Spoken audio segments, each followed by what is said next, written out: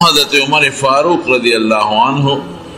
پا صحابوں کے سلویختم مسلمان دے دادر مخ کی یو کم سلویخ سڑی مسلمانان او یو لسخد نو دی چی مسلمان شو دا سلو تعداد دا سلویختو تورسی او دا اسلام میوڑیر دلچسپ و مزیدار واقع دا ابو جہل میٹنگ راو او میٹنگ کی دا یو اعلانو کو چی سوک نرزوان بپاسی او دا نبی علیہ السلام نومی واغش پا بدو چی دی ملکی او ورسر دا اعلانم کردیو چی کچا دی ملکو نو آغل بسلو خان ورکو سلو خان دیر شیر دا سدلک دی زمانہ کی جو سو کوئی سل موٹر بورکو عمر نوجوانو دا چی دی اعلان ووری دا نو دلکی دا مرگ جذبہ پیدا شو دا حضور پاک نو نیر لار ابو جہل نا ابو جہل تاوی عمر ابن حشام نو ابو جہل خپل نو عمر نو دا پلار نو میں حشام ناغتوی تا دا محمد صلی اللہ علیہ وسلم تا دا محمد پسر کے دا آغا پا مرگ کی دا سلو خانوی نام استے دے آغا ویو وی دا خبر ٹک تا تردی زمواری ابو جہل وی بلکن زبے زمواری ارچا کا ملکن زب سلو خان ورکن وی دا دے ورکن حضرت عمر فاروق رضی اللہ عنہ چکل مسلمان شد آواقع اخبر ذکر کئی وی چلان تورا ملاس کے واغشتا وی قریش یو سخی علال کریم اسخی علال کا وینت بیدی زوارو رسیدہ نو خلق دسخی نراتولو نو زم ورطا لکو دریدا نو دسخی دا منز نمی یو آواز وارد مرسخی دی دا دن نتی یو آواز روت او آواز کی سو اغی کی دوچیا آل زریع امر نجیح یا آل زریع امر نجیح رجل یسویح رجل یسیح بلسان فسيح يدعو إلى شهادة أن لا إله إلا الله وأن محمد رسول الله إعلانه كأي قريشو دا كاميابي وخبر دا تاوي ودا غسخينة دا منا واندرو دي مرسخينة اي قريشو دا كاميابي وخبر دا لكو يو صلي أوازونا كي او دیر فسیح جبا باندے آواز کئی او یدعو خلق بلی یو کلمه تا کلمه سشیده دا دی خبر گوی ورکول چی اللہ یو دی شرک نند او محمد صلی اللہ علیہ وسلم دا خدای پیغمبر دے او دا خدای مقرب بنده دے یروی دا خبر چی میوری دا نو لک پالک شکی شم چی خدای دا سخی دا من نا چی آواز رازی دا آواز خماتا ٹک آواز کاری خوی پدی میں نو پرواو نساتلا التدسلو خانو انام میں لگے پروت دے پکار داوی چی دا آواز تر زمانی شوی دا کاغل آواز کی دا دی چی خبر دا کامیابی دا آواز کی دا دی چی او سلی دے پا فصیح جب آواز کئی آواز کی دا دی چی دا سلی خلق دے کلیم شہادت تبلی پکار وچے منی شوی بی خو منی نشو نیک لارا نیو صغیر علم خدراغ نعیم ابن عبداللہ دی پٹ مسلمانو خلا پا جب خکار ایمان نو قبول کر نعیم ابن عبداللہ نو زمان رنگ تاو توری تاو جوش تا چو قتل پویشو عمر چرتا دے ماوی زم نن نپریدم دا محمد صلی اللہ علیہ وسلم ننے نپریدم زمان پا نوی دین خوری زمان دین پس بدرد وی او زمان خدایانو تب کنزل کئی سپکی وی ننے نپریدم او ننتے سر پری کم پریدم اینا ویچی دا خبر میں اکلا وی نعیم ابن عبداللہ راتوی چه عمرہ دا بنو حاشم و بنو زهراو نبا دے سو خلاص سائی دا آغا دا پلار و دا نکا دا طرف نا بنو حاشم قوم دے الوی قوم مضبوط اوی بچے چی تا ملک اگوی دی چی تا پریدی او ماما خیل دا مور قومی بنو زهرہ دے بی بی آمینه د بنو زهره سره تعلق لري نو د بنو هاشم کې د پلار قوم دی او بنو زهره چې د مور با ماخیل قوم دی دینه به د څوک خلاصوي بکوه دا کار نشي کولی وی چې دا نعیم ابن عبدالله دا خبره مې واورېده نو زه پوه شوم چې دا سړی مسلمان دی نو مې تم جوړ صحابي شوی او ګواښ مې ورته وکړ صحابي به دوی بېدینه ته وې چې چا به د خپل پلار نیکه دین پرېښود نو هغه ته به یې صحابي وې تم جوړ صحابي شوی هغه پیغور راکړه وی مړه ما پرېږده ورشه د خور او د اوښي غم دې کوه نو پښتون سړی چې په پیغور سنګ مري که نه دقه رنګې عرب هم په پیغور مري چې زه د خپل اوښي او د خپلې خور غم دې وکړه هغې ایمان راوړی دي مسلمانان شوي وی چې دا خبره مې واورېده نو لکې مې اور بل شو او ما ته وایي چې د کمې ډېوې د رڼا د وجلو دپاره ته منډې وجنې رڼا یې ستا د خور کور ته رسېدلې ستا د اوښي کور ته رسېدلې ده د هغې غم کوه وی چې دا مې واورېدل د پیغمبر علیه السلام طرف ته اراده مې بدله شوه چې ښه ده ما اوښي مسلمان شوی دی صحابي شوی دی ښه ده ما خور مسلمانه شوه او زما اوښي مسلمان شوی دی نه یې خور کره لاړم او ډېر په جوش لاړم چې خور کره لاړم نو چې دروازې له ورسېدم هغې دروازه بنده کړې د دروازې خوا کې ودرېدم نو د دننه مې قرآن شریف اواز واورېد نورم جوش کې شو استاد ولا راغلی دی هغې ورته قرآن شریف ښایي بس وي ما وی چې نن به زما د دوی راغلي نو د تورې په هغه سټۍ دا دروازه داسې په زور زور واله او اواز یې وکړه دروازه کولاو کې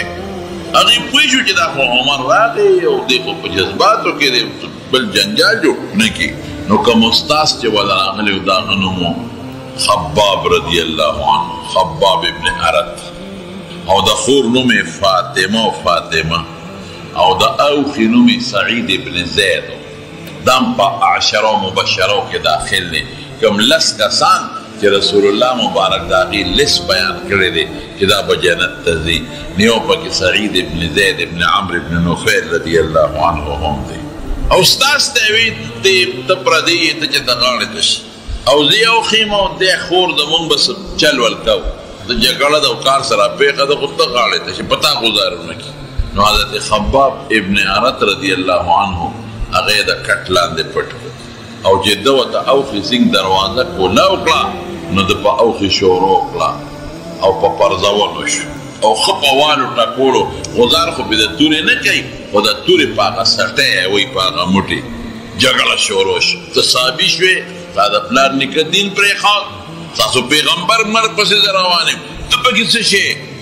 چې دواړو یو بل سره مشت و ګریوان شو نو عمر خو جذبات یې کم و تیز هم و غصه هم دی طاقتمن هم دی دا خور یې راله فاطمه د خپل خاوند او د ورور په منځ کې خلاصې کوي جداوالی کوي نو خلاصې چې شروع کړه نو عمر لاس اوچت که خور ته هم غصه دی او چې چړق شو دا خور یې په یو څپېړه وواله او داسې مضبوط غزار یې ونه ورکړه چې دا خور د مخ نه وینې روانې شوې یو چړق سره او دومره تیزې دارې هغه وینې وکړې چې هغه د عمر په دې مخ راتوې شوې بس چې دا وینې ته دو وینو ته مو کتل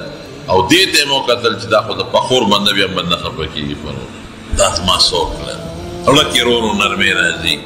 او وینې هم پرې پرېوتې نو خور هم جذباتو کې ده خور هم د عمر خور ده بس خور ورته وایي دا عمره لاس د خلاص او توره دې تېره چې څه دې خوښه یې کوه زما دا خاوند مسلمان دی زه مسلمان یم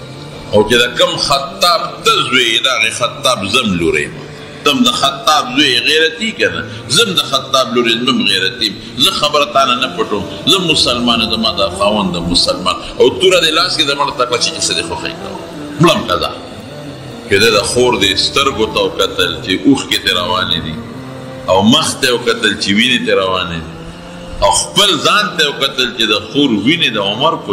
سرمن پرتې دي نو لکې رحم راغی جذبات ورو ورو ساړه شو نو فورا توره یې کېښوده او خور ته وي ښه راوړی تاسو څه وی ما ته ووایه تاسو چې کوم کاغذ څه پاڼه د سره نو مهرباني وکړه اماله راوړه ما ته وښایه خور ورته څه وایي هغه هم جذبات وکړي هغې هم سترګې سرې دي او سترګو نه اوښکې هم روانې دي او دوی انک رجسون ته پلیته او دا ما سره چې کوم شی دی انه لا یمسه الا المطهرون دې ته پاک سړی به ګوتې وړي دې له پلیت انسان ګوتې نشي وړی ستا غوندې سړی دې له ګوتو ته نه پرېږدم انک رجسون ته د نجاست خاوند دی وانه لا یمسه الا المطهرون نو ورته څه وایي فقم فتوضا زه اودس وکړم بیا به درکړم او په بل روایت کې چې فغتسل ولامبه بیا به درکړم چې دا خبره یې وکړه نو عمر پوه شو حضرت خباب پوه شو چې معامله بدله ده او د رسول الله مبارک بیګا د شپې جړا کار کړی نبی کریم صلی الله علیه وسلم د شپې الله ته جړل صحابه وی د الله رسوله د دوه کسونو ډېر تنګ یو یو د عمر نه عمر ابن الخطاب او یو د ابو جهل نه د هغه نوم عمر او د ده نوم عمر د هغه نوم عمر نو په ترمذي شریف کې او په مسند د احمد کې یو حدیث دی الفاظ تقریبا یو بل سره لږ فرق لري خو داسې الفاظ دي اللهم اعز الاسلام باحد العمرين خدایا دې دوه عمرو کې یو مسلمان کې او اسلام په مضبوط کې دې دوه کې یو مسلمان کې یا د عمر کې او یا په عمرو ابن هشام کې او اسلام په مضبوط کې تغلیب د عمر نوم لورکړ نو جبريل علیه السلام متوحی راوړه چې ابو جهل نه مسلمانې الله ته پته ده موږ ته پته ده نو بیا رسول الله مبارک دا دویم لفظ وی اللهم اید الاسلام عمر ابن الخطاب رضی الله عنه خدای اسلام په عمر مضبوط کې دا حدیث په ابن ماجه کې دی او حاکم یو لوی محدث دی دا یو کتاب دی مستدرک دا حدیث حاکم په مستدرک کې نقل کړی دی چې خدای اسلام په عمر مضبوط کې رسول الله مبارک چې حاتم چې دا خبره واورېده چې ولامبه او د دم لمبلو ته زلو شو نو حضرت خباب ابن ارت رضی الله عنه پوه شو چې معامله بدله ده نو راووته عمر ته وی ای عمره خدای دپاره د انصاف نه کار واله بې انصافي مه کوه انصاف نه کار واله بې انصافي مه کوه ته چې د کم انسان مرګ پسې روانې ګواښ کې او توره ورپسې وړې زما قسم د الله په ذات چې هغه بېګا ستا دپاره د خدای په دربار کې جړلې ده ته وجې نه یې تاله جاړې تا دپاره یې بېګا د خدای دربار کې جړا کړې ده الله ته یې لاسونه پورته کړي دي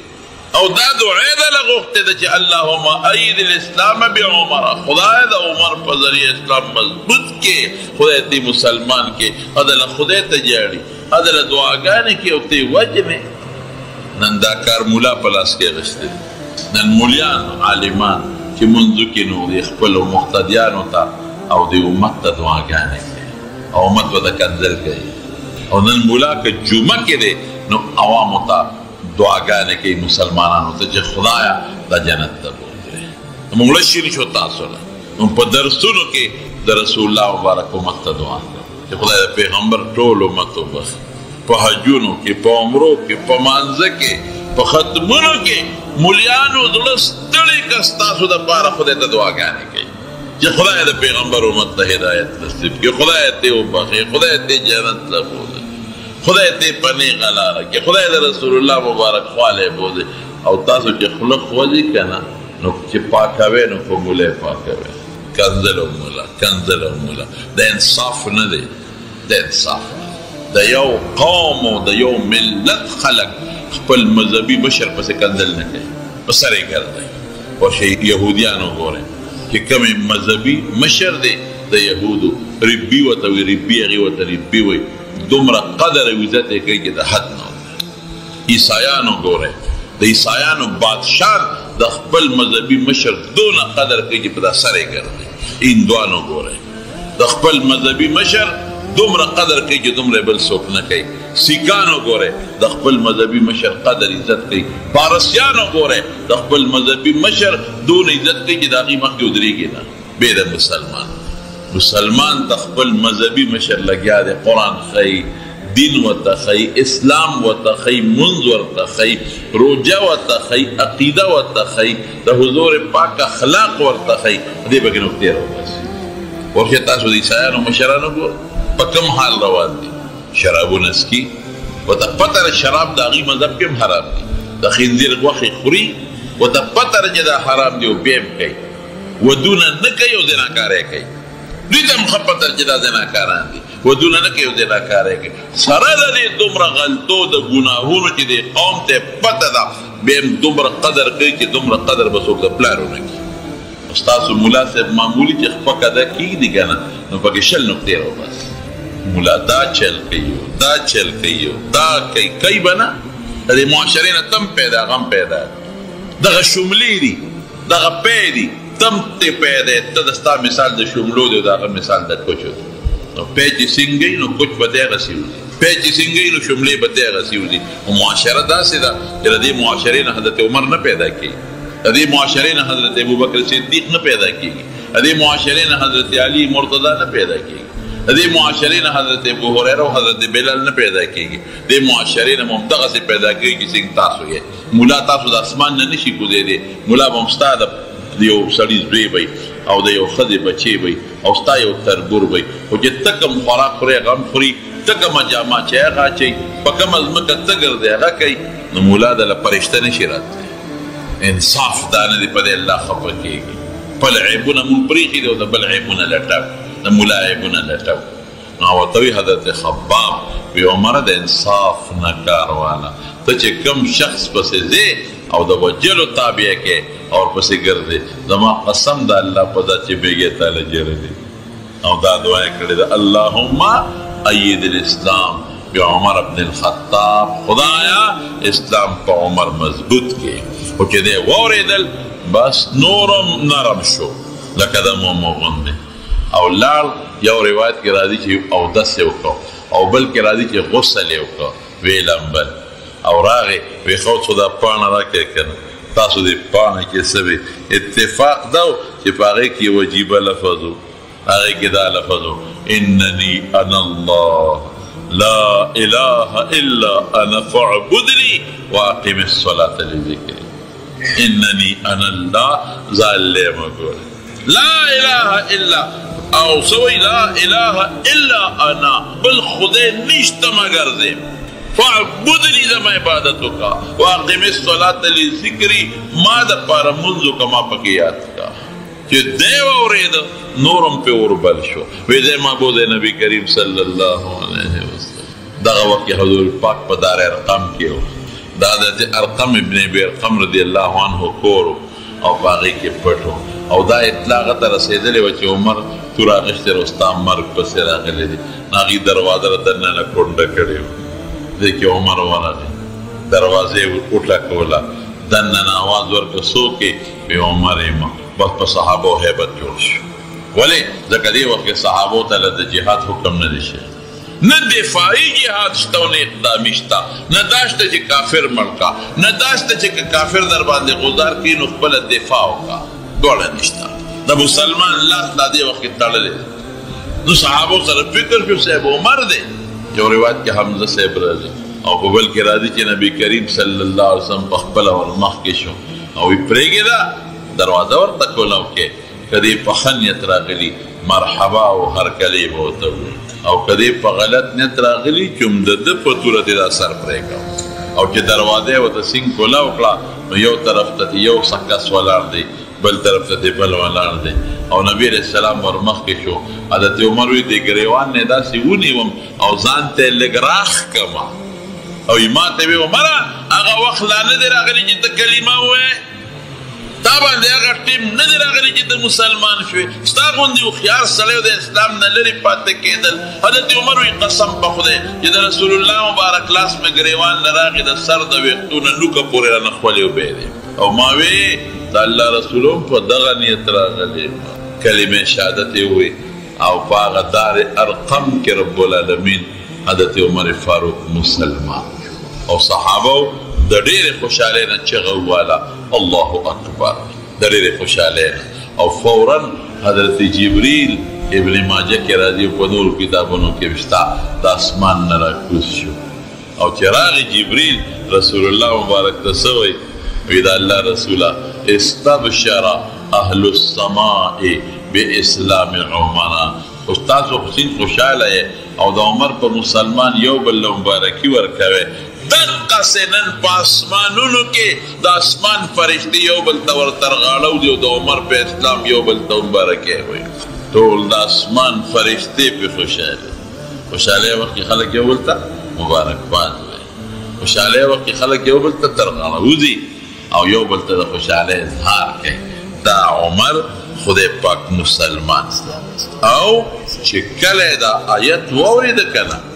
چې انني انا الله لا اله الا انا فاعبدني واقم الصلاه لذکري، هغه وخت یې د خولې نه یو ټکی ووته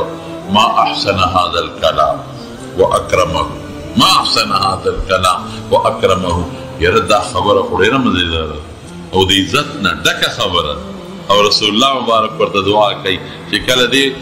ایمان راوړي که نه نو پیغمبر مبارک ورته داسې وایي اللهم اهده، یا خدای ته ورته هدایت نصیب کړي. خدای حضرت عمر فاروق رضی الله عنه مسلمان چې مسلمان شو د دې یو دوستو جمیل ابن معمر هغه لاړ، هغه ته وایي ای خاص دوست چې د سره مشوره کومه چې لکه زه خو مسلمان شم او د اسلام پټو ساتم او که ښکاره کړم. خو رسول الله مبارک ورته عمر د اسلام لږ پټو ساتم مه ښکاره کوم. خو دې جذباتي وپټولې چېرته شو چې د جمیل نه راغی، جمیل ابن معمر نه. نو جمیل ابن معمر ته جمیله تا ته مشوره کوم ته خو زما دوست دی که نه؟ بلکل. وایي زه خو مسلمان شو تا سره مشوره کوم څه وکړم. خو چې ته ورته وایي زه مسلمان شوم نو جمیل منډه کړې بار ته او چیغې کړه ای خلکه عمر صحابي شو بېدینه شو، ای خلکه عمر بېدینه شو او خپل د پلار نیکه دین یې پرېښوده او د دنیا خلک پرې راغونډ شو. او چې راغونډ شو نو عمر هم توره لاس کې وه، اواز یې وکړه بلکل زه مسلمان یم. د صحابي نه یم ما یو الله منلی او ما محمد صلی الله علیه وسلم د خدای رسول منلی. جګړه جوړه شو، جنګ جوړ شو. عاص ابن وائل د کافرانو د یو قوم مشر د قوم د بنو عدي قبیلې مشر هغه راغی. چا ورته وی عمر باندې خلک راټول شوي دي، هغه راغی او د قوم ته خو کافرانو مشر وی خلکه چې یو سړی د خپلې خوښې دین قبلوي نو تاسو پې څه؟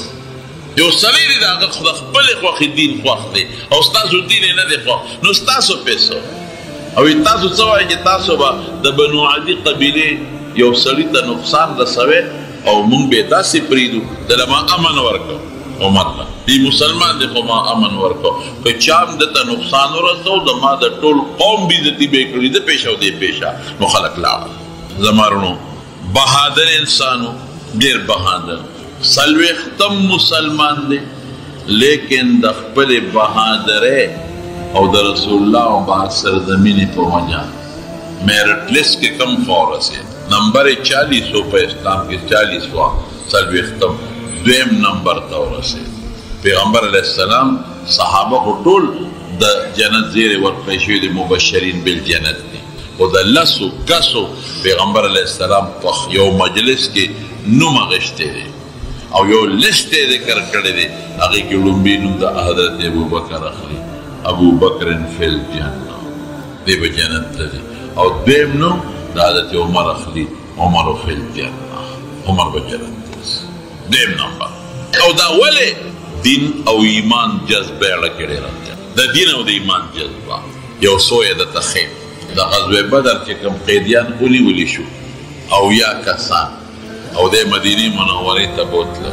نو د دې متعلق میټینګ شروع شو چې دوی سره څوک د قیدیانو سره څوک چا وی چې بس پرېږدو زموږ وروڼه بېګان دي او یا ته مړه شو دا به ښه شي هسې پرېږدو. چا وی چې پیسې به ته وایي. یو تجویز بل حضور پاک حضرت عمر ته مخ راواړو. عمره ته ستاسو سوچ چې ته چپ ناست دی وی د الله رسوله زما خبره هسې نه منلې کېږي نو څه به ووایم؟ نه وایه که نه ته خپله خبره خو وکړه، منل او نه منل وروستو خبره ده. فیصله خو به په دې کوو چې کوم خوا ډېر وي د هغې خبره به منو. جمهوریت چې ورته وایي اکثریت. او ته خو وایه وی زما خو دا رایه ده چې دا ټول وجل پکار دی، وجنوي. خو داسې نه وجو چې د کم صحابي پکې کم کافر رشته دار دی اب خپل رشته دار وجلي. وی صاحب ستا پکې زوم دی، زوم ابوالعاص یو دی پکې تره دی عباس نو ته به دا خپل زوم وجنې او تره به وجنې د علي صاحب پکې رور دی عقیل ابه خپل رور وجنې د ابوبکر پکې زوی دی ابه زوی وجنې زما پکې ماما دی د به خپل ماما لالو چې مونږ الله ته وښایو چې خدایا یو تا پیژنو او ستا په مقابله کې نه زوی پیژنم نه ماما پیژنم نه تره پیژنم او نه زوم پیژنم حضور پاک ورته وموسکېږو عمر ډېره سخته فیصله دې وکړه ډېر خطرناک او سخت تجویز دې ورکړه چونکې اکثریت دا فیصله وکړه اکثرو خلکو چې دا به څه به وکړو چې پیسې به ترې والو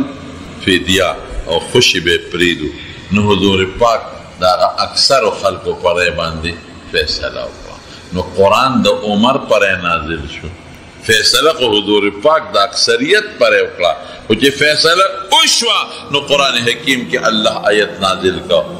ما کان لنبی ان یکون له اسرا حتی یسخن فی الارض دینا پس بګورې داسې نه کې که جنگ کې د قیدیان ونیول عمر چې څنګه وایي هغسې به کې وینه به یې تویې او حضور پاک یو حدیث کې راځي طبراني کې دی چې حضور پاک وی عمر تا وی عمره وی اور راغلی او د مدینې نه بار ولاړ نو الله واپس کو یعنی که دا اور نه واپس شوی نو یو ته به بچ یو تا سره بل ملګری به بچو چې چا ستا په شان وه او باقي به ټول سوځولي فیصله یې دونه خوښه شو یو ځل داسې وشو چې یو منافق هغې ته چې په خولي مسلماني او دلته کافری داغه دا یو يهودي سره جګړه نو دوی لاړل نبی کریم صلی الله علیه وسلم نو يهودي په حق او دا منافق په ناجیز نو پیغمبر علیه السلام يهودي له فیصله وکړه نو چې بار وروتل دا منافق دی يهودي ته وایي ویمنه دا فیصله مې نه ده هلکه ستاسو پیغمبر وکړه وی دا مې نه ده خوښه ده چې په عمر فیصله کوو د منافق دا خیال و چې عمر به زما ظاهري مسلمانۍ ته وګوري ځکه د خولې نه خو زه مسلمانې نو زما پره به وکړي یهودي وی ډېره ښه ده چې په هغې کې په هغه به وکړو لاړل د حضرت عمر فاروق رضی الله عنه دروازې وکړه دی وله راووته او منافق ورته وي صاحب زما د دې یهودي جګړه زموږ له فیصله وکړه یهودي ورته وایي وی عمر صاحب وی دا فیصله اوس نبي علیه السلام وکړه خو ده ونه منله ده د تا له راوستم وی ښه ما لرالی وی زه به وکړم که نه ښه فیصله به درکړم ډېره خبره کور ته ننوته او توره باندې برجي وواله او بار راووت او چې بار څنګه راووت توره اوچته کړو چې ټس شوه منافق یې په دا سر و سر یې ته یې خوړ او څه وایي وایي چې کوم انسان د رسول الله مبارک فیصله نه مني او د هغې د پاسه ماله فیصله راوړي د هغه به د دقه فیصله کوو دې ته بادر وایي هغه د منافق قوم لاړ حضور پاک له وایي صاحب عمر زموږ سړی وجلی بیزای او مسلمان یې وجل ظاهر کې خو سړی مسلمان نبی علیه السلام عمر راوغوښته وی دا دې ولې وجه وی صاحب ستا فیصله ونه منله او ما لیروه عمر هسې به دې غصه ورته کړې وه زورلې به دې وجلې ولې وی صاحب سر نه خوږو که دې نه بس بلم راځي او بلم راځي او بلم او ستا فیصله نه مني او تا ته سپک ګوري او ما له فیصله والله کې پرېږدم دغه چل به ورسره کوم په دا مازدیګر یې وه پرېږدم یې چېرته فوراً جبریل علیه السلام قرآن شریف کې آیت راوړه الله اکبر فلا وربک زما دې ستا په رب قسمي الله زما دې ستا په رب قسمي لا يؤمنون حتى يحكموك فيما شجر بينهم ثم لا يجدوا في انفسهم زما دې په خپل ذات قسمي چې کوم انسان ستا فیصله نه مني او ستا د فیصلې نه پس بل چا له فیصله وړي دا د سر نه مسلمان نه دی عمر چې څه کړي دي مفهوم د آیت نه داسې معلومیږي ښې کړي دي بعض علما وایي چې دته فاروق لقب دغې وخت میلاو شو د حق او د باطل منځ کې فرق ښکاره کړ او څوک وایي چې ایمان یې راوړو او کوله اعلان یې وکړه د مکې په خوا کې هغه وخت د فاروق لقب میلاو شو دا بهادرۍ چې کوي ځکه میرټ کې نوم اوچت روان دی ځکه د رسول الله مبارک نزدېکت ته رسېږي یو ځل حضور پاک ته دا ټولې بیبیانې راغونډې شوې او چا جامې غوښتلې چا کالي غوښتل چا پیزار غوښته خو دا هغه زمانه و چې د مخ دا پرده نه وه د مخ ستر لا نو راغلی نبی علیہ السلام سره ناستی دي نو دا ښځې خو خوش طبیعته هم کوي ګپ شپ هم لګوي شی چې غواړي اکثر اواز هم اوچت کړي نو یو وایي مونږ له جامې مونږ له پیزار مونږ له دا مونږ له دا او نبي ته مو ته خاموش ناستې مسکې دی دې کې حضرت عمر فاروق رضی الله عنه راغی خو چې دې بیبیانو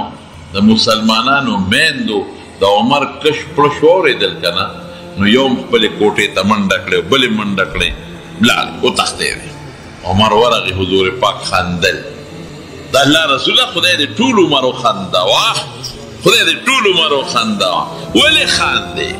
وی دې ښځو پورې خاندم په ما راغونډې شوي وي څوک کالي غواړي څوک کمیس غواړي څوک پیسې غواړي څوک چپړې غواړي خو چې ستا اواز یې واورېده نو ټول یې وتښتېدې دې پورې خاندم څنګه ده نه وتښتېدې نو عمر صاحب ول آواز ورکړه ای یا عدوات ای د خپلو ځانونو دشمنانو ما نه یریږې او د حضور پاک نه نه یریږې ما نه تښتې او په هغه موازونه رستی دي هغې ورته څه وایي او تا نه ځکه یریږو انت افض و اغلظ جبې نه مستغې او د اړه نه مستغې خوله دې مستغه ده او اړه دې مستغ دی یو ځل حضور پاک د یو سفر نه راغی یو ښځه راغله یو توره ښځه وه هغې وي د الله رسوله څوک یې وینځه وه ما خو یو منښته کړې وی څه منښته دې کړې ده دا منښته مې کړې ده چې که خدای حضور پاک د سفر نه روغ جمدې سالم راوسته زه به د هغه مخکې تمبل وم نو د خوشحالۍ په موقع د مارونو تمبل وال جیز دي خو د هغې دپاره یو څو شرطونه دي یو دا چې تمبل به وی تمبل خو پېژنې که نه په دې یو طرف یې سرمن لګېدلي بل طرف باندې ني او چې په دواړو طرف یې سرمن لګېدلي دا والمنه دي لکه ډول تمبل دویم دا چې ګونګړوګان به پکې نه او دریم دا په یو لاس به وي په دواړو به نه په یو لاس به نیسي په دې بل به ډب ورکوي نو تمبل د خوشحالۍ په موقع خیر دی نو هغې وی ما منښته کړه چې ستا مخکې به د تمبل وم حضور پاک وی ډېره ښه ده وه هغې تمبل شروع کړه د پیغمبر علیه السلام په صحیح سالم راتلو دا ښځه خوشحاله چې تمبل یې څنګه شروع کړو تمبل وی دې کې حضرت ابوبکر راغی لګیا د همغه د تمبل وی حضرت عثمان راغی هغه لګیا د هغسې تمبل وی دې کې حضرت عمر فاروق راغی چې راغی نو ښځې در تمبل لاندې کړو په د پاسه کېناسته نبي علیه السلام مسکې شو عمر ته الله رسول ولې مسکې شو زما په راتلو وی دې ښځې تمبل و زه ناسته وم وویې ابوبکر راغی بیا یې وو عثمان راغی بیا یې وو او چې تا راننوتې نو زه دې تمبل د ځان لاندې کړو په د پاسه کېناسته په یو موقع کې بار ماشومان لوبې کولې او ماشومان لوبې ټوقې کوي نبي علیه السلام پرې راغی او ماشومانو ته یې کتل عایشه بیبي وایي دې کې حضرت عمر راغی چې عمر راغی نو ماشومانو منډې کړې څوک یو کور ته او څوک بل کور ته او څوک بل کور ته تښتي حضور پاک عایشې ته وایي عایشې وی انسانی او جنی شیطانان اینه چې په دې کوڅو کې منډې وایي انسانی شیطانان دا ماشومان دي واړه او جنی شیطانان د ابلیس بچي دي ما ته په سترګو ښکاري کې منډې او رسول الله مبارک ورته په یو موقع فرمایل یو ما ته چې کوم ځای ولاړې شیطان د هغه ځای نه تښتي شیطان هلته نشي ټینګېدی او د هغه ځای نه تښتي دا د حضرت عمر فاروق رضی الله عنه یو ډېر لوی منقبت دی ډېر حالات دي لکه نه ډېر حالات دي خو صرف چونکې دا میاشت د هغه د وفات ته د وفات متعلق د یو رپورټ باندې خبره مغیره ابن شعبه رضی الله عنه یو صحابي دی د هغه غلام ابو لؤلؤه او دا لوړو نو پخوا به د خلکو د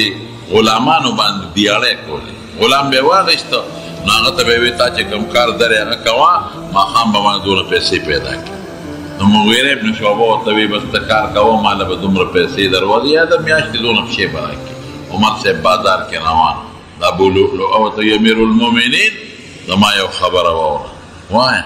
وی ته زما دې نیک ته ووایه مغیره ابن شعبه ته چې ما نه دا دیالي کمه کړي زه دونه نشم ګټی وی څونه دنه غواړي یو مقدار یې ورته وښود دومره وی کار څه کې وی دلته وګورې مړه وی د دې خو ته ډېرې ګټلې شي دا خو معمولي شی در باندې ښودی نو عمر صاحب خو دې روان شو خو ده یو خبره وکړله وی طالب هم یو جرنده جوړه ده نو یو چاړی جوړه کړه 2 مخي دی او هغې له د زهرو اوبه ورکړې د زهرو نو سار وختي حضرت عمر فاروق رضی الله عنه چې مونځ کو صحابه وایي وی ده به عموما په مانځه کې صورت یوسف وی او صورت یوسف کې د یوسف علیه السلام ډېره دردناکه واقع ده نو هغې سره به یې سلګی والي او داسې به یې جړل سلګی به یې والي چې وروستو صفونو کې به خلکو د عمر سلګی اورېدی و چې په مانځه ودرې صورت یوسف یې شروع کړ نو دا بدبخته چې و ابو لؤلؤه دا مجوسي و د اور عبادت والو مسلمان نو هغه سره چاړه وغیره وویسته او د شاته نه حضرت عمر په چاړه او داسې مضبوطې و او دې ظالم چې چاړې ته پورې وویسته صحابو پې ورمنډې کړې ظالمه دا دې څو کړل 14 صحابې وویل 14 بس اخره کې یو صحابي سره کوټ و هغه زر خپل کوټ وویسته او د پاسه پې ور واچو نو چې کوټ یې پې ور واچو د سر او سترګې او لاسونه یې پکې بند شو نو د بیا ځانه لاله په هغه چاړو په هغوی کلک نیولې او بچ شو هغې خو وتړه او بویې او حضرت عمر صاحب خو ګرمه کې نو هغه وخت عبدالرحمن ابن عوف رضی الله عنه شاته ولاړ هغې د مټه ونیوه او اوچت یې کړ او د خپل ځان په ځای مانځه ته ور مخکې عبدالرحمن ابن عوف مختصر منځ وروستو صفونو والا وایي چې مونږ پوه نه شو صرف دومره پوه شو چې څه ګړبړ وشو جومات کې خو بجلی نه وي او دومره پوه شو چې اواز د عمر و ناګانه بدل شو د عبدالرحمن ابن عوف شو چې مونځ خلاص شو نو دی اوچت که کور ته یې بېهوشه دی غریب نو چې لږ هوش کې راغی نو لومبې تپوس دا کوي مونځ شو که نه الله مونځ څونه هم دی مونځ شو وی یو سمو شو او صاحب سمو شو وی چوالم وی هغه مجوسي غلام ابو لؤلؤه د مغیره ابن شعبه رضی الله عنه وی دې ظالم ته خو ما سمه خبره کړې وه ما خو ورته روانه خبره نه وه کړې لږ ساعت تېر شو بېهوشه شو چې هوش کې راغی نو زوی ته وایي بچې عبدالله اوبه راوړه هغه اوبه راوړه چې اوبې راوړې وی ما اوچت کې اودس کوم صحابه ته ګیر چاپېره تودي زوی ورته وایي بابا دا اودس مه کوه داسې کې تیمم وه ما خو یې که تو بس کې وی بچې ما ته دین مخایا ما د حضور پاک روزی مبارکې ته ګوته ونیوله ما د هغه نه دین زده کړ دین مخایا او دس کو او دس یې وکړو او نبیز ورته وایي د دې اوسکو شربتي چې هغه یې وله په خولې ور واړو نو هغه ته په دې خېټه بار راووته خېټه یې سوری په صحابه پوه شو چې د اوس پاتې کېدو والا نه دی هغې کې اودس وکړو وینې ته بیا کې اودس وکړو چې اودس یې وکړو وی ما له تکیه راکې ما کېنوې چې تکیه یې ورکړه وی مونځ کومه یا بابا خدای ته وګوره په ملاسته وکړه دې وخت کې ته په ناسته مونځ کې وی بچې ما ته دین مه ښایه کړ کېناسته او خپل مونځ یې وکړه او بیا دوی ته وایي عبدالله بن عمر ته وی بچې یو لکې مې ارمان دی هغه ارمان مې څه دی هغه دا چې زه خخ هغه ځای کې شم چې کوم ځای کې رسول الله مبارک دفن یو خوا د دواړو جهانو سردار دی بل خوا حضرت ابوبکر صدیق نو کوړه مې دا ارمان پروت دی نو لاړ شه او کوټه د عایشې ده نو د عایشې بیبي نه تپوس وکړه چې عمر دا ارمان لري نو که هغې وویې چې ټیک ده نو بیا راله قبر هلته وکنه او که هغې ویې چې نه نو بیا مې د مسلمانانو مقبرې ته یوسه عبدالله ابن عمر لاړ نو د مسلمانانو مور ته وایي عایشې بیبي ته خو خبر و هغې جړلې غریبې اوښکې بهېدلې او سترګو نه یې اچولې بابا مې را لېږلې ما او هغه وایي چې ته د عایشې نه تپوس وکړه نو که دې کوټه کې ما له د یو قبر ځای راکړه خپلو دواړو ملګرو سره به ښخ شم عایشې بیبي ورته وایي چې دا خو ما ځان له خوښ کړی ما یو خوا مې خاوند دی حضور پاک او بل خوا مې پلار دی ابوبکر نو زه به شم ورسره خو زه چې عمر یې غواړي دا قرباني ورکوم دا د عمر شو او زه به د مسلمانانو مقبره کې د نورو ملګرو سره ښخه شم نورو بیبیانو سره نو زوی راغی عمر ورته وایي بچې څه دي در سره څه سوال جواب دې راوړو بابا چې ستا کومه خوښه وه دقسې وشوه اجازت یې وکړو وایي بچې داسې به وکړې چې کله زه مړ شم که نه زما لاش یوسې نو د عایشې بیبي د کوټې مخې ته یې کېدې نو بیا ته دوباره تپوس وکړې هسې نه دې وخت کې زه جمدیم نو حیا کوي او د ما مخکې سم غږ نشي کولی نو بیا مې یو سه نو که بیا اجازت درکړه نو هلته راله قبر وکنوي او که بیا اجازت میلو نه شو زما د مرګ نه پس د مسلمانانو مقبره کې مې ښخ کړې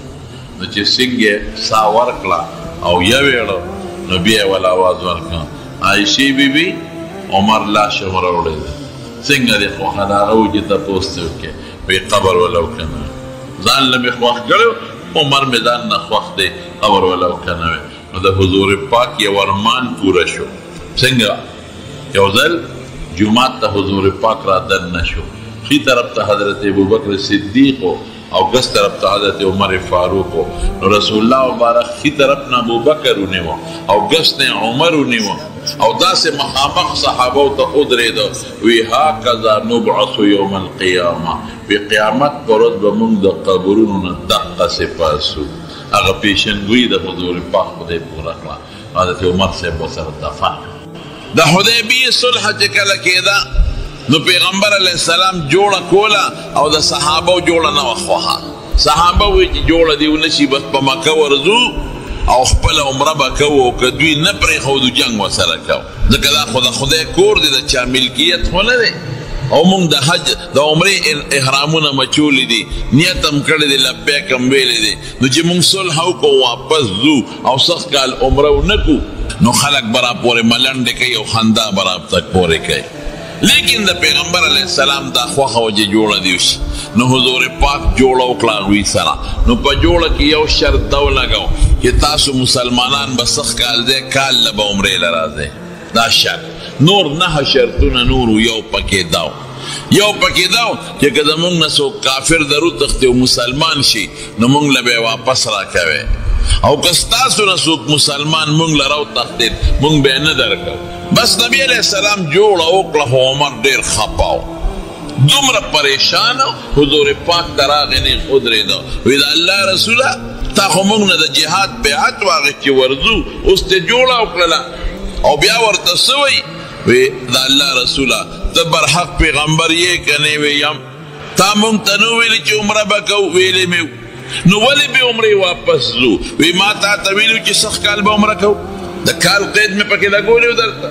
وی دا مونږ دونه بېعزتي ولې برداشت کوو دا غټه بېعزتي ده زمونږ خلک به وایي چې عمره ونه کړه لارې نه راواپس شوې سرونه مخریل څارویونه به بیت الله نه باره لال کړل د مکې نه حضور پاک ورتام غوسه وی عمره وی زه د الله پیغمبر یم او ما ته چې الله څه وایي هغه کوه زه پکې خپل عقل نه جګوم بس ما ته الله وی صلح وکړه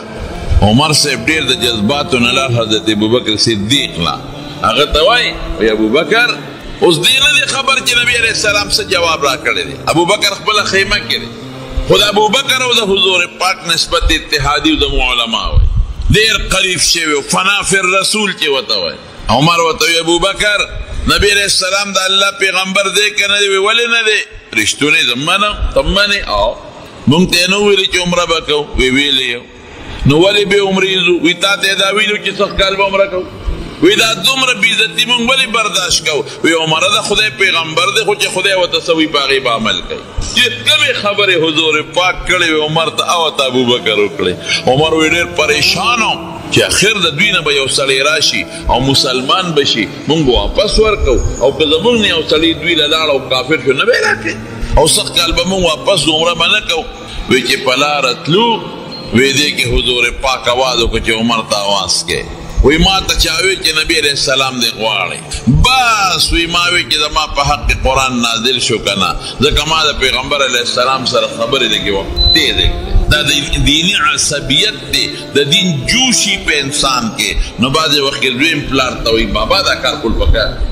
شاګرد هم استاد ته وایي نه ګورې دا کار کول پکار وی ما چې بس ما زما په حق کې جوړ قرآن نازل شو خدای دې پکې خیر کړي وی دې کې حضور پاک ته زه ورلم ورنږدې شم وی ما ته وی عمره داسې صورت ما ته خدای نازل کړی دی چې هغه ماله د دنیا د بهترینو مالونو او دولتونو نه بهتر دی الله رسول کوم صورت دی وی الله وی چې انا فتحنا لك فتحا مبینا دا چې تا کومه جوړه وکړه دې کې ستا ګټه ده دا فتح ده الله رسول فتح ده یعنی دین کې دومره کلکو او غیرت اسلامی پکې دومره زیاتو چې رسول الله مبارک سره به کله کله په مجلس کې خپله مشوره ورته پیش کوله چې زما خو داسې رایه ده یو ځل یې نبي علیه السلام ته ووایي د الله رسوله چې طواف وکړو نو د مقام ابراهیم کې یو 2 رکعاته لمونځ نه کوو حضور پاک وی عمره ما ته خو خدای نه دی ویلی چې الله وغواړي کوو به فوراً قرآن شریف کې آیت نازل شو د عمر د رای مطابق واتخذوا من مقام ابراهیم مصلا چې تاسو مقام ابراهیم کې 2 رکعاته نفل کوئ دیتا سویلی کیږي موافقات عمر دا دلله یو خبره راغلی ده او اقص آیت خدای په قرآن شریف کې نازل کړی یو ځل حضور پاک ته وی د الله رسوله ستا دې کور ته هر قسمه خلک راځي نیکان هم راځي تعالی منافقان هم راځي تعالی نو مهرباني وکړه دې بیبیانو له پرده وکړه عمره ما ته خو د الله را طرف نه حکم نه دی راغلی فورا د حجاب او د پردې حکم راغی یو مخصوص قسمه پرده چې د ده ریسینګ و اقصې خدای پاک آیت نازل د مارونو دا په صحابو کې د لوی درجې صحابي دی او د حضور پاک د وفات نه پس ابوبکر بادشاه شو خلیفة المسلمین او بیا د حضرت ابوبکر نه پس حضرت عمر بادشاه شو نه حضرت ابوبکر خلقو ته دا نه وی چې عمر لا اوټ ورکې د سره بیعت وکې ځکه هغه یارېده که دې یاد کم نو خلک به وایي چې دا خو ډېر زورور دی او دی خو ډېر تیز دی سبا به څوک جیلونو کې اچوي او څوک به یو خوالیږي چا نه به لاسونه پرې کوي او دا ډېر تیز دی نو حضرت ابوبکر صدیق یو بل سره مشورې کولې چې څوک ځان نه پس خلیفه کم نو د عمر متعلق وی دا څنګه دی وی صاحب ګوره ډېر تیز دی دې مه خلیفه کوه د جذباتي دی او غصناک سړی دی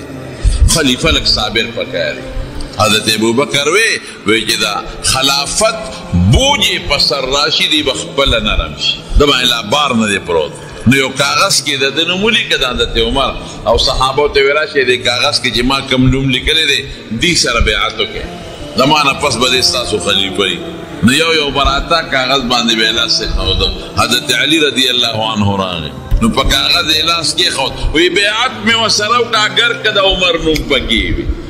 که د عمر نوم پکې وي بیا مې بیعت وکړه نو چې کله خلیفه شو نو هغه کارنامې یې وکړه چې نن د دنیا کافران هم مني دا د پولیس نظام د جوړ کړی دی پخوا به صرف د فوج نظام و چې بار به جنګېږي او د پولیس نظام نو دا حضرت عمر فاروق یو ډله جوړه کړه چې دې به دننه فوج خو بار په سرحدونو به جنګېږي او کافر سره به جنګېږي او دننه نظم و نسق او امن و امان دا د یو بلې ډلې له پکار دی چې موږ ورته اوس پولیس وایو دا ډاک نظام د جوړ کړ چا به چا سره کار و نو مکې ته به استازی لیږه د ډاک نظام جوړ کړ ځای په ځای وړې وړې کوټې جوړې کړه لکه یو په ناګومان کې مثلا یو په 400 کې پېښور کې تورنزو کې شب قدر کې نو دې ځای نه به اوښان او اسونه واغېشتل او کسان یې برتي کړل په تنخوا باندې هغې ته به ډاګیان وي موږ ورته ډاګي وایو برید او هغې به دې ځای نه خطونه یې وړل 400 ته هلته به یې بل تاوانه کړل او د 400 نه به یې له تورنزو ډاګ راوړل 400 والا به ناګومان ته یې وړل ناګومان نه به یې د هغه ځای ډاګ راوړل دا د ډاک سیسټم د جوړ سفارتي نظام د جوړ کړ او د هغې نه علاوه ځای په ځای سفیران مقرر کړل خپل خاص مشیران بیت المال فعال کړ داسې نور هم ډېر لوی کارونه کړي دي د دې برطانیې دا مخکني وزیر اعظم ور د اوسني نه مخکې ما په خپله د هغه بیان کتلی هغه وایي زما آیډیل عمر فاروق دی وایي زما زړه غواړي چې په برطانیه کې داسې نظام وچلوم کوم نظام چې حضرت عمر فاروق رضی الله عنه دنیا له ورکړی انصاف پکې څومره و الله اکبر د مدینې په کوڅو کې به ګرځېده او بار به په شاړو کې د شپې ګرځېده د خپل رعیت معلومات کوم چاته تکلیف شته او که نشته که چاته تکلیف وي چې هغه ورته ختم کړه نو یو ځل د مدینې نه بار روانو یو خیمه کې یو سړی ناست و اور بلیده چې دی ورغې د خیمې نه د زبیرګو اواز واورېد زبیرګي کېدل نو عمر صاحب هغه سړي نه پېژن چې دا زموږ امیر المؤمنین دی وی ملګري دا د زبیرګو اواز د څه دی وی دا زما کور والا ده په دې خیمه کې ماشومې کېږي وی څوک ورسره شته وی نه مسافر یم یوازې د غریبه په منډه کور ته راغی او بیبي ته ویې ښځې د خدای دپاره جنت ګټې که نه ګټې ولې نه ګټم ښه یو خدمت دې کول غواړئ وایا امیر المؤمنین څه خدمت دی وی داسې یو زنانه ده او مسافره ده په دا کلي نه بار په دا خیمه کې ده هېڅوک ورسره نشته او ماشومې کېږي لږ خدمت یې وکړه د دیتوب خدمت د امیر المؤمنین ښځه کوي بیبي یې کوي چا به ځان سره هغه څیزونه راواله چې د ښځې د ماشوم د پیدا کېدو وخت کې ښځې له پکار بس ښځې سامان راواغېست خوراک یې هم راواغېست او ښځه او خاوند دواړه په منډه روان دي او بیبي یې وردننه کړه دې خیمې ته سړي ته ویې راځه سړی یې دې خوا کړه چې لږ ساعت تېر شو حضرت عمر فاروق له بیبي آواز ورکړه وی امیر المؤمنین مبارک شه ستا د دې مسافر رور ماشوم وشو هلک وله خدای ورکړي چې سړي واورېدل ښه د امیر المؤمنین دی دا د مسلمانانو بادشاه دی ښځه یې راوسته زما د ښځې د ماشوم د پیدایش د دیتوب خدمت یې وکړ او په هغه ښځې غریبۍ ته هیبت راغی چې خدای دا منسوب کړل دا د مسلمانانو د بادشاه او هغه امیر المؤمنین چې روم او فارس ترې رپېږي سپر طاقتونه هغه امیر المؤمنین چې فارس او کسرا او د شام او د روم بادشاهان ته غول کوي د هغه بیبي زما د دیتوب خدمت وکړو نو هغې یارې سره په هغې خدای نوره اسانتیا راوسته د ماشوم د پیدا کېدو نه پس چې کوم تکلیفات یې پرې خدای ختم کړل او بیا یې ورته وویې مسافره راشه سبا بیت المال له مسجد نبوي ته راشه تعالی هم وظیفه مقرر کړم او دې ماشوم له مقرر یو ځل په لاره باندې تېرېده دقسې په صحرا کې ګرځېده یو اور یې ولید اور بلیږي غلام ته وایي ملګری ورسره دی راځه که نه بچې وګورو د ځنګل کې څوک دې وخت کې اور بلی چې ورغې یو زنانه ده او ماشومان د ګیر چاپېره ناسته وو یتیمانه زنانه لګیا ده اور بلی کټوی کې سمسی وی او ماشومان ورته جاړي عمر صاحب ورته ویې ترورې دا د ماشومانو له پخلی کوي وی زر پوخ که واړه جاړي دا ولې جاړي وی دا وږي دي وږي د لوګي د دل نه دا واړه جاړي نو یې زر وله دا خوراک ورکه که نه وي دې کې خوراک نشته وی دا څه دي پکې وي کاڼي سمسی پکې وام وی کاڼو کې څه له سمسی وی اور ورپسې بلی وی دا دې دپاره چې دا ماشومان لږ په تمه شي چې مونږ له څه پخی نو لږ به غلي شي تمه به پیدا شي نو کله غلي شو او جړی په قلاره شو خو وی دې کې څه نشته نو وی ته بیت المال له ولې نه راځې امیر المؤمنین ته ولې خپل ال نه وی هغوی پېژنې چې امیر المؤمنین دا دی هغه ته ولې ال نه وی ښځه څه وی ای ځوانه د قیامت په ورځ به زما لاس د امیر المؤمنین ګریوان کې پروت وي نو د خدای دربار ته به یې راکاږه چې د عمر باچۍ وه او زما یتیمانان بچي د لوږې مړه کېدل او د شپې مې بچو چغې والې جړلې نو بس دې پره پرپو شو وی تا نه عمر څه خبر دی تی خبر کا نو که بیا ستا د بچو غمونه کړو د خدای دربار ته یې راکاږه وی چې ما نه ځان نشي خبرولې باچۍ ولې کوي ما نه ځان خبر کی کړي بس عمر وی غلام ته شب را منډه کړه بیت المال ته لاړ او د هغې نه یو مضبوط بوج را ډک کړ او په هغې کې هر قسمه خوراکونه واچول او اسلم غلام ته وایي وی شابه دا په ما راوچت کړه هغه وی صاحب زه نوکر یم غلام یم دا بار به زوړمه وی نه نه نه نه نه دا خو به ته یو څه خو د قیامت په ورځ به زما بار څوک وړي راوچت یې کړه نو غلام وایي وی هغه پیټې مې ورپشا کړه نو دې خو ده خو بار چې ته نه وړې وی قسم په خدای خپې به یې کږې وږې کېدې هغه یې یوړه او دا خیمې مخې ته یې وغورځه د هغې نه یې اوړه راوویستل زیتون تیل یې ترې راوویستل کجورې یې ترې راوویستې او لوښي ووینځه او هغه الوا ولې پخول شروع کړل وی اور نه بلېده وی قسم دی ما ته اوس هم هغه منظر هیر دی چې هغه د اور لوګي به د حضرت عمر د ګیرې نه پورې وتل راوتل اور له پوکې ورکړه خپله یې وله الوا تیاره کړه او په ماشومانو باندې وخوړله ماشومان قلار شو جړی قلاره شوه نو ښځه ورته وي ای ځوانه خدای خو یې د عمر په دی تا باچا کړي فره دې خبرې لیقې چې ته بادشاه شي عمر د بادشاهۍ قابل نه دی وی ښځه داسې وکړه چې سار وختي که خیري راشه امیر المؤمنین لا چې تا له پې زه تنخوا مقرر کړم او ستا بچو له پې تنخوا مقرر کړم. نو ښځه ورته وایي ما به امیر المؤمنین ته څوک پرېږدي وایي زه به هلته یم راځه زه به یم. سهار وختي ښځه راغله او ماشومان یتیمانان بچي ورسره دي. اوس دې ناست دی او خلک راځي څوک وایي امیر المؤمنین دا کار وکړه څوک ښځه وایي ښه دا خو بېګانې لږ دی ما خو وایي چې ګنې دا عمر نه دی بل څوک دی خو ده په خپله ده باندې خو بېګا ما اور بل کړی دی او لوګي کوکي د ما ورته والي دي او د ما بچو له الوات پخ کړې ده او ما له پیټې په دا سر راوړی دی. بس ښځې وایي چې خدای اوس مې راګیره نه کېږي ځکه ما خو وایي چې عمر د بادشاه قابل نه دی. ښځه وروستو کېده حضرت عمر صاحب ملګرو ته وایي دا ښځه رامخکې کړه. ښځه یې رامخکې کړه د بیت المال نه ورته تنخوا مقرر کړه او ورته وایي ښځې ته وایي وایه اوس به د خدای په دربار کې څه وی تا خو وایي چې د عمر ګریوان به یو زما بلاسي او د خدای دربار ته به یې راکاږم وایه اوس به د الله دربار کې څه وی اوس به د لاس زما ګریوان کې وایي نه نیم پوه شوې نیم پوه شوې اوس به زه د خدای دربار کې تا له شهادت کوم او ګوي به کوم چې عمر ډېر انصافدار بادشاه دی.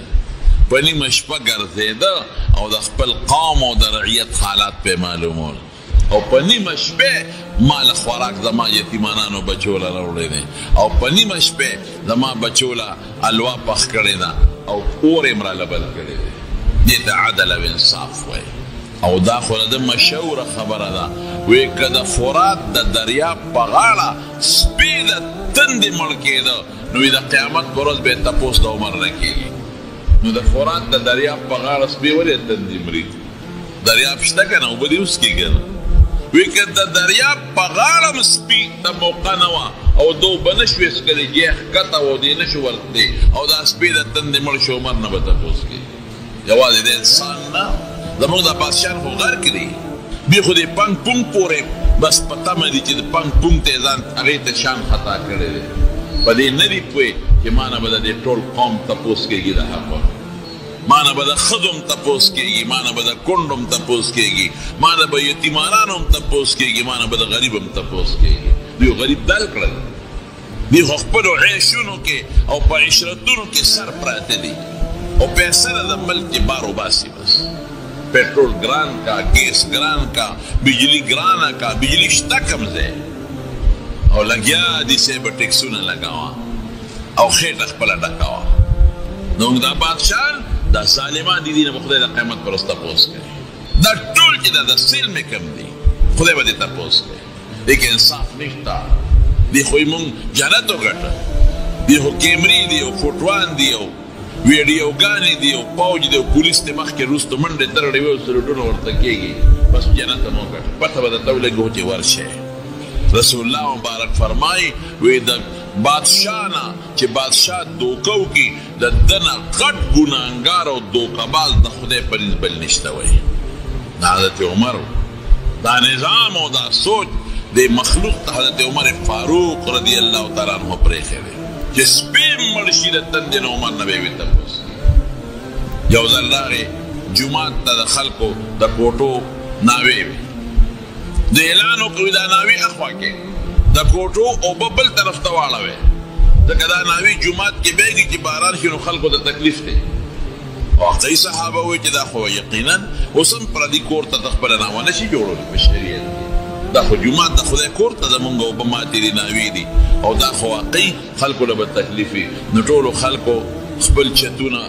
باندې خاورې یو طرف ته کړې او ناوې بل طرف ته واړولې. حضرت عباس رضی الله عنه ناوه وانړوله.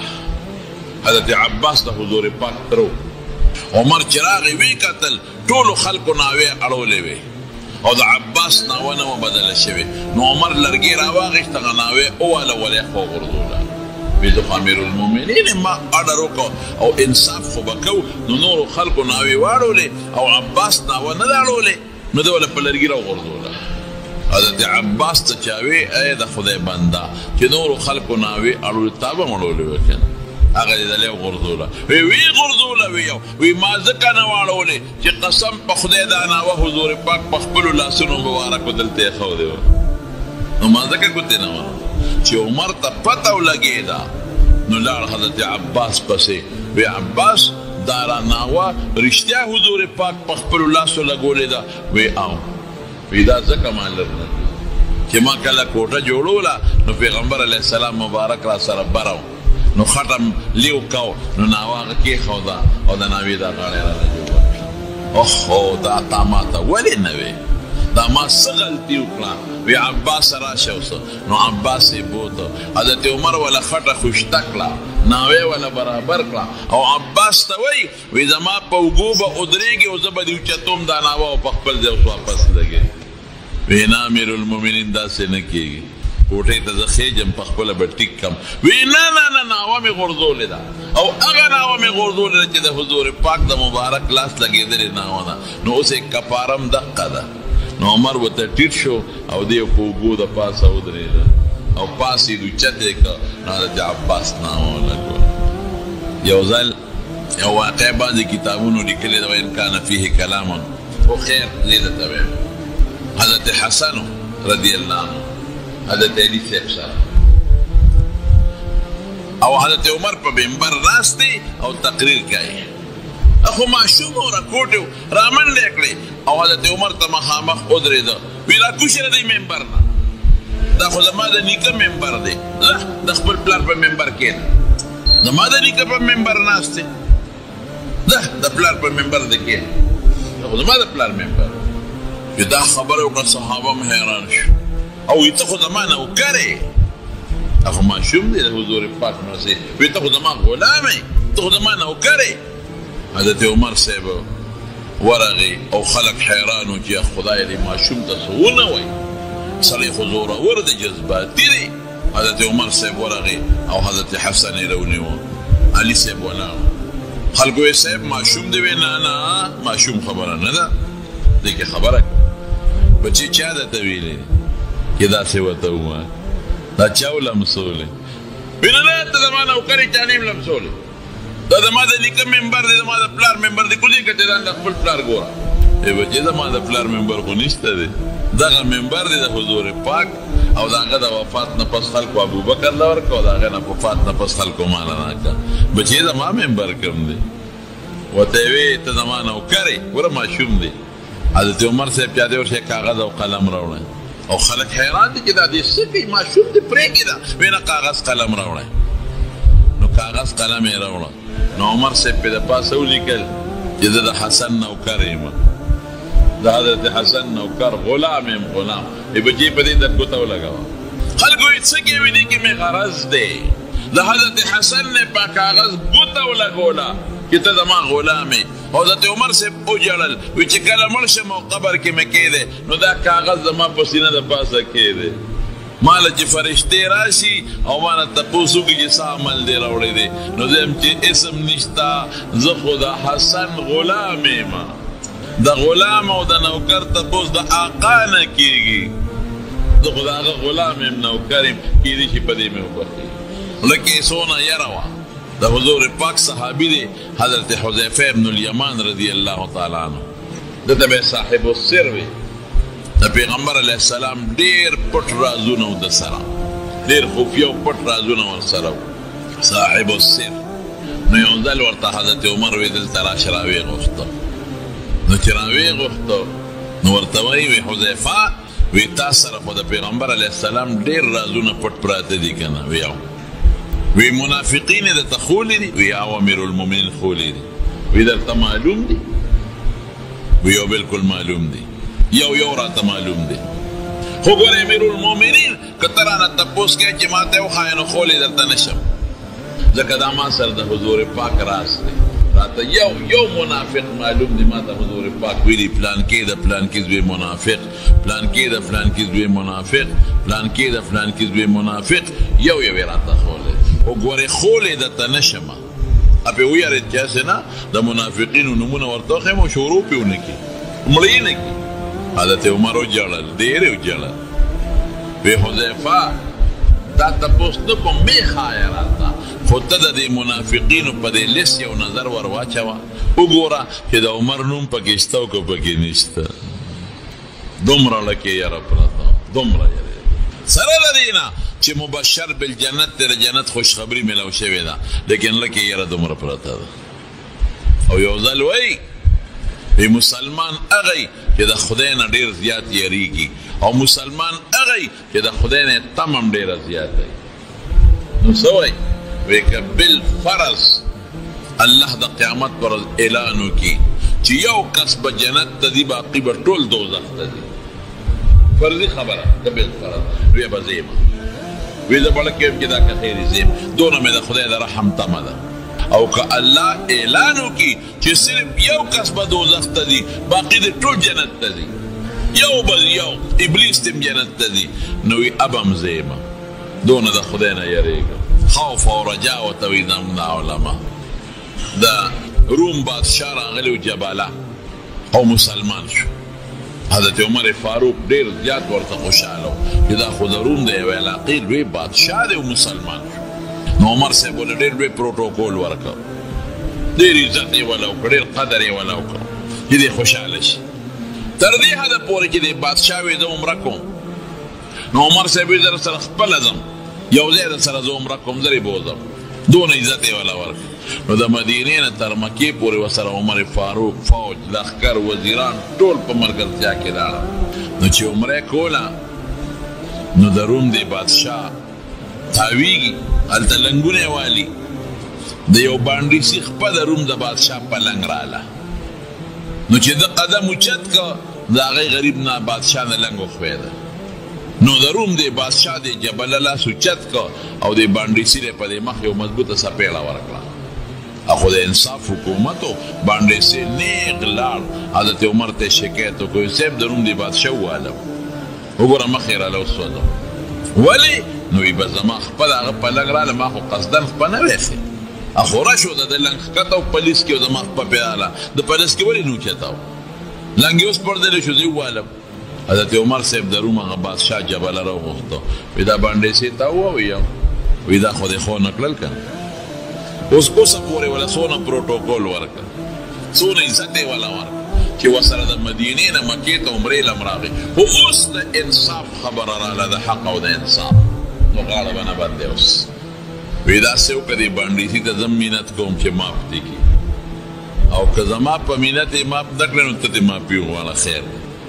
ځکه چې دا خو زیاتې دې کړې دی او قیامت کې به رانه خدای تپوس دی او دلته که هغه روم بادشاه وایي که ستا په وجه یم ونه بخلم او ما تې معافي وغوښته او زه یې ونه بخلم بیا به څه کېږي نو بیا به در دې څپېړه وباسي اسلامي قانون هم دا دی تا خو اسلام قبول کړې اسلام حکم خو ومنو نو هغه جبله د روم بادشاه حضرت عمر صاحب ته ویې مال یو څو ورځې مهلت راکړه وی ټیک ده وی زه به دې رضا کړم دا بانډې سي او عمر صاحب بانډې سي ته وی د خدای بنده وی بخه معافي کوي نه معاف دې بې ځایه واله باید سړی عزت کې راشي کلک شي یا لکه مسلمان شوی دی د روم بادشاه دی او ډېر معزز دی او چې ته د نو څپېړه وباسې نو بده خبره ده خلک به څه وایي د خدای دپاره او بخه بانډې دې نه بخه جزاء سيد سيد مثلها د قرآن وینا ده ولکم فی القصاص حیات ان النفس بالنفس الآیه بس دا د قرآن وینا ده مانې څپېړه یې صرف څپېړه به دې وباسې ډېر مینه دې وکړو بانډې سي نه منه عجبله پوه شو چې دا بانډې سي خو نه مني او که زه ورته منت وکړم مالم شرم دی بانډې سي نه به زه معافي غواړم او بیا مې هم نه بخي چې نه بخي نو ما نه به دې څپېړه وباسي نو خلک به څه وایي نو هغه د شپې واپس روم ته وتښتېد واپس کافر او چې قوم ته پته ولګېدله نو قوم واپس په خپله کرسۍ کښېنه هم ته وي بس دا خو هسې تللی وم او ما وی چې د مسلمانانو حالات به معلوم کړم جاسوسي محسوسیات دروغ یې وي واپس مرتد شو ډېره زمانه پس یو د صحابو یو تجارتي جرګه تلې وه وفد تلې روم ته دا جبله بادشاه ته خبر شو چې مسلمانان راغلي وی چې کوم پکې مشر یې مالی راولی نه یې ورته مخامخ ودرو نو جبله ورته ما پېژنې هغې وی نه نو ده ورته له سر نه تاج ماج لرې که وی زه هغه جبله بادشاه یم چې مسلمان شوی عمر صاحب ډېر لوی عزت راله راکړه او بیا ما سره یو ځای عمرې لم لاړ او بیا یو بانډیسي نه مې څپېړه وویسته او بیا هغه به رانه بدله غېښته نو زه ترې راوتښتېدم وی خطا هغه یې ویم اوهو وی د تا خو اسلام کې مې یو څو ورځې تېرې کړې او عیسایت کې دې ټول عمر تېر کا د اسلام متعلق دې اوس څه خیال دی نا جبله بادشاه ورته وایي وی قسم دې د اسلام دغه څو ورځې دا مې په زړه د پاسه پرتې داسې دین مې چې ته نه دی لیدلی او ډېر زیات خپه یم چې دې بانډیسي ښه یو څو څپېړې والې وې خو چې ما د ایمان نه وې پرېښې کوم سکون او اطمینان چې ما ته په مسلمانۍ کې په دې بادشاهۍ کې نشته نو دا صحابي ورته وایي دا خو ډېره اسانه خبره ده راځه بیا مسلمان شه که نه یاره وایي اوس که واپس مسلمانېږم نو خلک به راپورې خاندي وایي به چې یو ورځ مسلمان یو ورځ عیسایي نو یو چل کو که حضرت عمر ما له لور راکوي که نه زه مسلمانېږم او د خلکو دپاره به دا بهانه شي چې عمر غوندې امیرالمؤمنین لور راکړه نو ځکه مې اسلام راوړه نو صحابي ورته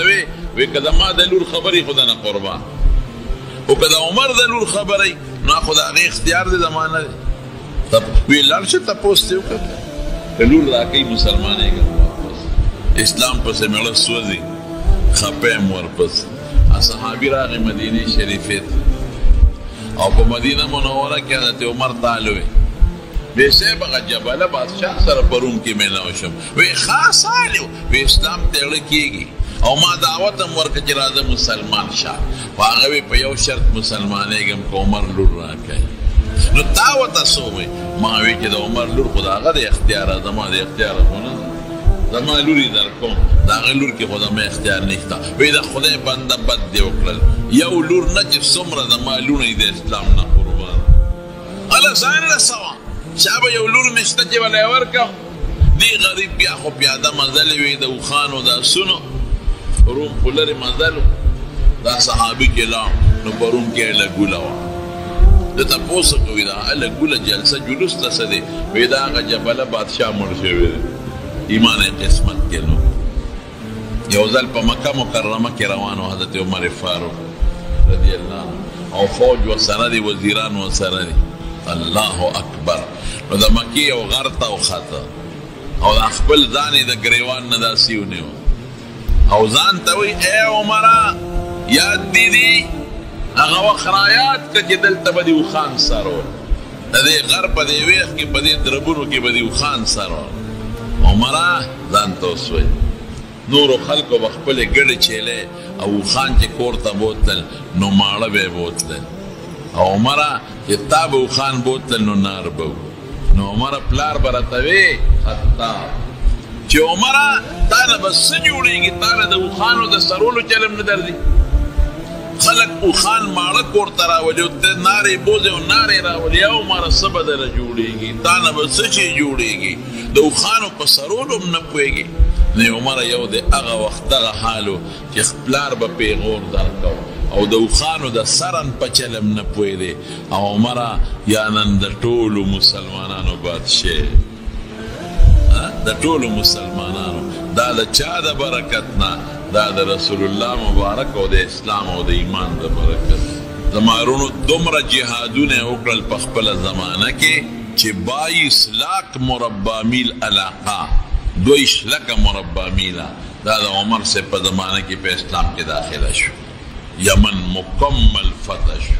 شام مکمل فتح شو بحرین او عمان او مصر او د دنیا ګوټ ګوټ ته د اسلام جنډه ورسېدله بیت المال ډک شو ځمکې د بیت المال پیدا شوې خلک یې په خوراک او په ډوډۍ ماړه کړل خلکو له اوښان ورکړل ګډې چیلې وله ورکړې بیت المال نه به یې ویشلې دا پیسې په دې خلکو باندې کونډې رنډې یتیم مسکین د ټولو امداد یې وکړه او د حضور پاک د صحابیت اصلي حق هغې ادا کړه او الله د هغې صله وله ورکړه څنګه صله یې ورکړه چې وفات شو نو په کوم ځای کې دفن شو د حضور پاک په خوا کې یو عالم نه چا تپوس وکړو وایي چې څوک د نیک سړي د قبر خوا کې ځان له قبر جوړ کړي او پکې ښخ شي نو دله څه فایده شته د نیکانو ګاونډ کې ښخېدل دا څه فایده ورکوي نو مولانا صاحب ورله جواب ورنه کړ هېڅ غږ یې ورته ونه نو دغه سړي به بوز یې ورته څه موده پس و او د مولانا صاحب ته به بوز یې و نو خوا کې ورسره کسان ناست نو مولانا صاحب د ببوزي والا ته وایي دا سوال هم ده کړی و هلکه وی دا ببو د چاته وی وی دا صاحب تا ته وه بل چاته خو نه وی که نه نه نه صرف تا ته صاحب وم او د ما نه د اخي ګس طرف ته دوی ته د ببو د هوا رسي که نه رسي وی رسي ورته وی مسله دې حل شوه ښه مسله دې حل شوه ببو دې خو یې ما ته پکې خو ما ته لګېدلې دی خو نورو ته هوا رسېږي نو د نیکانو خلکو په ګاونډ کې چې مسلمان ښخ شي نو د هغه نیک سړي باندې چې کوم رحمتونه او برکتونه نازلېږي نو د هغې هغه هواګانې د نورو قبرونو ته هم رسېږي نو د حضور پاک سره خوا کې دفن دی نو چې هلته ورشي تاسو د خدای ټول بوځي نو لومبې سلام خلک په نبي علیه السلام اچوي مخامخ ورته ودرېږي الصلاة والسلام علیک یا رسول الله الصلاة والسلام علیک یا صفی الله او نور صفتونه کوي نو چې یو قدم ور مخکې شي نو د حضرت ابوبکر صدیق مخ مبارک ته یو سوړه ده نو هلته په هغه سلام اچوي نو چې یو قدم ور مخکې شي نو د حضرت عمر فاروق رضی الله عنه مخ ته یو سوړه ده نو په هغه سلام اچوي دا دواړه د حضور پاک په خوا کې دفن دي او د یو قبر ځای پاتې دی چې عیسی علیه السلام د اسمان نه راکوز شي او بیا وفات شي نو هغه ځای کې به عیسی علیه السلام ښخي د محرم د عاشورې په دې میاشت په لومبي تاریخ حضرت عمر فاروق رضی الله تعالی عنه شهید شوی دی